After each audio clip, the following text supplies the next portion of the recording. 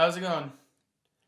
We did a no-shave thing at work for a month. So, today's the last day that I'll be in the office until Christmas. So, I'm going to, shave it off.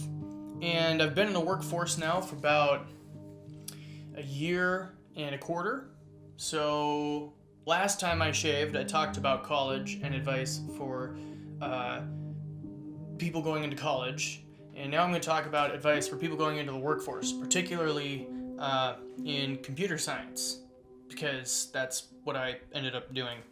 Now, none of this advice, not all of this advice is going to be applicable to you if you're planning on going to computer science, because that's part of it. Part of the advice, which I shouldn't start until I start shaving, is it kind of depends what you're going to do in computer science. So with that being said, let me get like a bucket here because I don't want it to all just go into my sink. Alright, so as you can see, this is only 1 month growth. Last time it was like 3 months. But I'm ready for all this to come off. So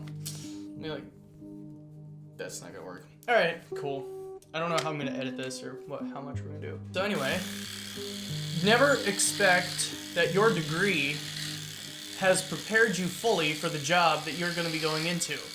Most of the learning for anything that will be relevant to your job will be learned at the job.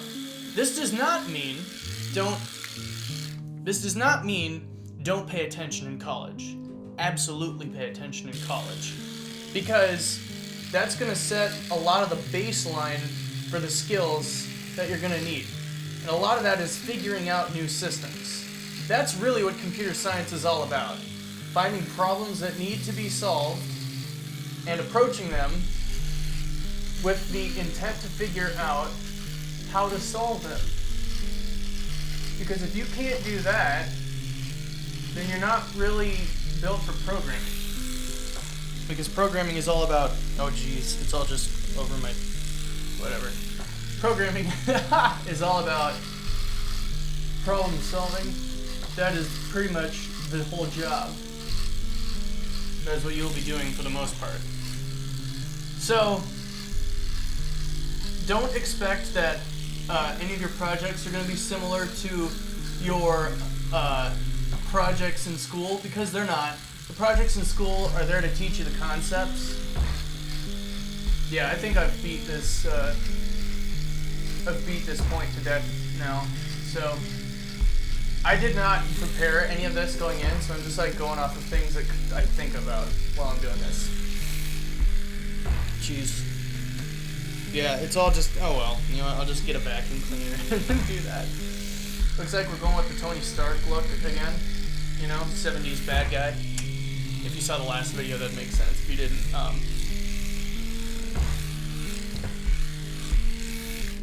well, I don't know what to say then. It's gonna get all over my microphone. I think another crucial piece of advice, if I could come up with one real quick after saying that sentence. Oh yeah. Be willing to work as a team with people. I have a really good team of people that I work with. And you know why? You know why they're a good team? Because they're not focused on making themselves look good above anybody else. Now, there's not a whole lot of system there that incentivizes people to be incredibly selfish, but it's definitely clear that there are some people that I've come across in work environments in general, where they're clearly there to try to elevate themselves, not by doing good work, but by de-elevating others. We're obviously taught from a very young age that this is called bullying. And we're always concerned about bullying when it comes to kids, and we should be, because you're pretty vulnerable as a kid. You don't really understand the world. Nobody understands the world, but you know what I'm saying. Maybe. I don't know. If you don't, maybe at this point, it won't mean much to you. Basically, all that I'm trying to say is be the person you would want to work with, Or don't even, you know what? No. Don't be the person you want to work with, because maybe you would rather not talk to your teammates. Be a good collaborator. Be open to hearing other people's suggestions and ideas, and don't be so set in your own way of doing things that you are completely non-receptive, ouch, to what anyone else has to say. Always assume that the person you're talking to knows something that you don't. It may not be the case every time, but if it is the case and you're very insistent on something, you're gonna look like an idiot. I haven't done anything that was this bad just yet, where I really insisted on something that I was just wrong about. Hasn't happened to me just yet, but it could always occur. Which is why you should always be receptive and, ask a lot of those why questions. Especially if you're starting off. Because you don't just do something if you don't understand why you're doing it.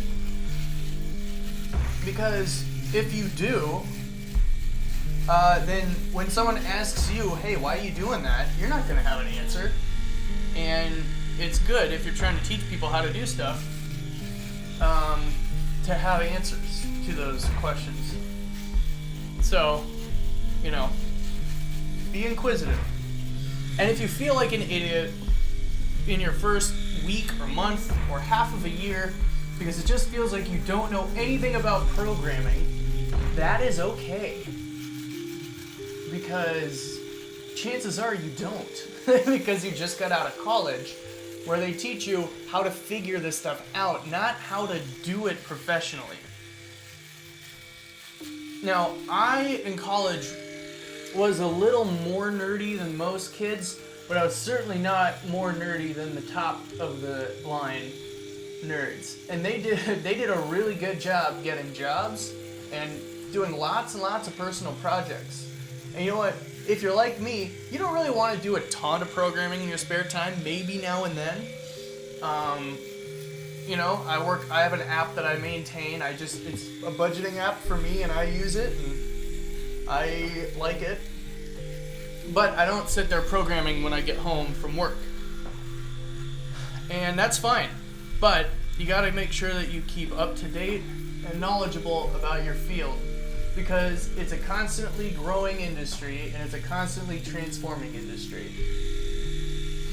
So to the 2 people or 1 person who watched this and were like, hey, I'm gonna get into programming, just keep that in mind. There we go. Can't have a unibrow. Don't want any of that. Just keep in mind these few things that I've told you. There we go.